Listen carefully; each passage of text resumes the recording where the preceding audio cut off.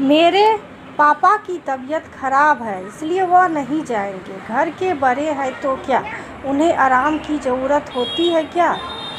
आखिर है तो इंसान ही, उन्हें भी आराम की ज़रूरत होती है। आप लोग को जाना है तो आप लोग जाइए। यह अदनी सी बच्ची हमसे जुबान लड़ाती है। तेरी हिम्मत कैसे हुई हमसे इस तरह से बात करने की? मेरे पापा कुछ कहते नहीं हैं तो इसका मतलब यह नहीं है कि उनके लिए कुछ बोलेंगे नहीं। मैं हूँ और मैं अपने पापा के लिए ज़रूर बोलूँगी। किसी को बुरा लगे तो लगे।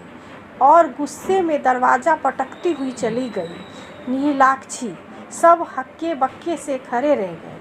आखिर एक 13 साल की बच्ची इतना कुछ सुना गई तो बात शायद एक माँ को समझनी चाहिए थी। वह बात एक बेटी ने समझी।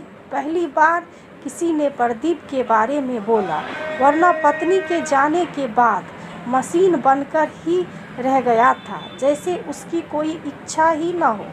और सबने भी उसे टेटर ही ले लिया था। यहाँ तक कि उसकी माँ ने भी कभी उसे नहीं समझा। घर में करुणा जी, उनका बड़ा बेटा प्रदीप और उसकी एकलौती बेटी 13 वर्षीय नीलाक्षी, छोटा बेटा रोहित, उसकी पत्नी शालिनी और उनके 2 बच्चे नकुल और प्रीति थे। नीलाक्षी जब 5 साल की थी तभी उसकी माँ की एक रोड एक्सीडेंट में मृत्यु हो गई थी। प्रदीप की पत्नी की मृत्यु के बाद तो कुछ दिन तो सब ने उसे दूसरी पत्नी के लिए कहा, पर जब वह तैयार नहीं हुआ तो सब चुप हो गए। प्रदीप शुरू से ही जिम्मेदार पिता और बेटा रहा। उसने हमेशा अपने परिवार को ही सपरिवार रखा और उसकी इसी आदत का फ़ायदा रोहित और शालिनी उठाते थे। पर यह बात करुणा जी को कभी नज़र नहीं आई, क्योंकि शायद उनकी ममता रोहित के लिए ज़्यादा थी। रोहित घर में पैसा खर्च करने से हमेशा बचा करता था। महीने के 5,000 रुपये देकर वह अपनी जिम्मेदारी की इतिश्री कर लेता था। घर के खर्चों की जिम्मेदारी प्रदीप के ऊपर ही थी, क्योंकि करुणा जी के अनुसार उसकी सिर्फ एक बेटी थी। पर प्रदीप ने कभी अपनी जिम्मेदारी से मुंह नहीं मोड़ा। उसे सिर्फ अपनी बेटी की अच्छी परवरिश देना था। आखिर परिवार में रहकर बेटी पल जाएगी, यही सोचकर वह हमेशा चुप रह जाता। क्योंकि जब भी उसने बोलने की कोशिश की तो करुणा जी ने उसे डांट कर चुप करा दिया। तेरा कौन सा परिवार है जो तू इतना सा भी नहीं कर सकता? ले देकर एक बेटी है, वह तो परिवार में ही पल रही है। वह भी एक दिन शादी करके ससुराल चली जाएगी। रोहित का परिवार ही तो तुझे आगे संभालेगा। दिन भर तो हम ही संभालते हैं तेरी बेटी को।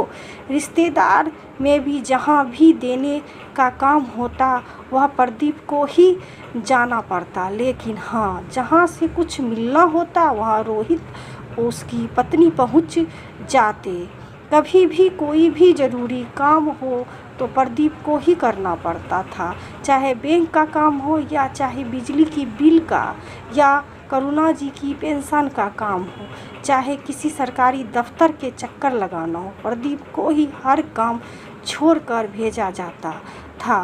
रोहित को करुणा जी ने हर जिम्मेदारी से बचा रखा था, पर नीलाक्षी अब बड़ी हो रही थी।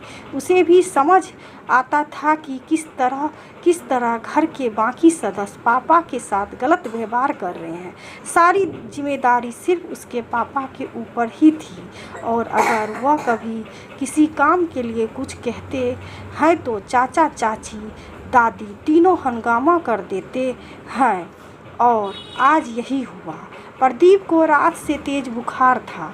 हालांकि दवाई लेने के कारण अभी बुखार कम हो गया था, पर बुखार था तो सही। पर करुणा जी को आज रिश्तेदारी में जाना था। उनके मायके में कोई ख़त्म हो गया था और इसके लिए वे प्रदीप ही बुला रही थी। उनके और रोहित के अनुसार प्रदीप बड़ा बेटा है तो उसे ही जाना चाहिए, पर जब उन्होंने प्रदीप को आवाज़ लगाई तो नीलाक्षी वहां आ गई और उसने दो टुक जवाब दे दिया कि मेरे पापा कहीं नहीं जाएंगे। बस उसके बाद ही यह बहस पर एक बच्चे कहने से घर के लोग चुप हो जाए, वह तो हो नहीं सकता।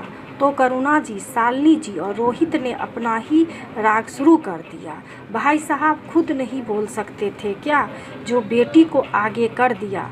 अच्छे से इज्जत उतारी है हम तीनों की, शालिनी ने कहा। रोहित भी कहा, पीछे रहने वाला था।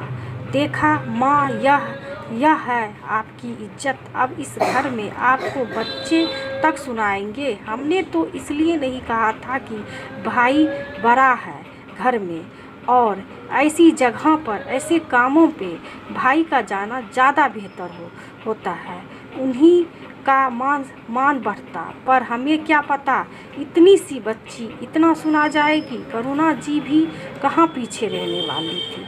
आंखों में आंसू भर के जोर जोर से रोना शुरू कर दिया। मेरे ही काम करते हो सबका रोना आता है, इससे अच्छा तो मैं तेरे पिताजी के साथ ही दुनिया से चली जाती। कम से कम यह दिन तो देखना नहीं पड़ता। किस्मत ही खराब है मेरे ही घर में मुझे यह सब सुनाया जाता है। वह तो मकान मेरे नाम है, नहीं तो धक्के देकर निकाल देते। काफ़ी देर से कमरे में चुपचाप सुन रहे प्रदीप से रहा नहीं गया। आखिर वह उठकर बाहर आया। क्या हुआ माँ, आप नीलाक्षी की बात का इतना बतंगर क्यों बना रही हो? बच्ची ही है, पर इतना सुना गई तेरे लिए सिर्फ तेरी बच्ची ही है, मैं तो कुछ नहीं। माँ, अगर आपको ऐसा लगता है तो कोई बात नहीं, मैं मेरी बच्ची को लेकर कहीं और मेरा बंदोबस्त कर लूँगा। आप लोग खुश रहिए। वैसे भी आपका ही घर है, मैं कौन होता हूँ आपका कुछ बोलने वाला? मैंने कब कहा कि तू यहाँ से चले जा? अभी आपने नहीं कहा कि यह मकान मेरे नाम पर है, नहीं तो मुझे घर से धक्के मार कर निकाल दिया जाता। उसका और क्या मतलब? तू अपनी बेटी के लिए अपनी माँ से लड़ रहा है? हाँ माँ, मैं अपनी बेटी के लिए अपनी माँ से लड़ रहा हूँ, क्योंकि शायद मेरी माँ ने तो मुझे कभी अपना समझा ही नहीं, सिर्फ जिम्मेदारी उठाने का जरिया मान लिया।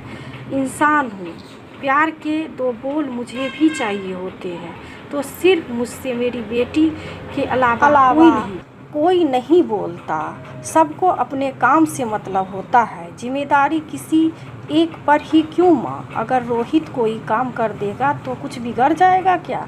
जिस बेटे के मुंह से कभी एक वाक्य भी अपने खिलाफ नहीं सुना, आज उस बेटे के मुंह से इतना कुछ सुनकर करुणा जी चुप हो गई। उस दिन रिश्तेदारी में रोहित और करुणा जी ही गए, पर प्रदीप का रवैया देखकर अब करुणा जी ने जिम्मेदारी बराबर बांट दी। हालांकि अभी भी कई बार रोहित के लिए माँ की ममता उफान मारती है, पर अपने पिता के लिए एक बेटी हमेशा बोलने को तैयार खड़ी रहती है।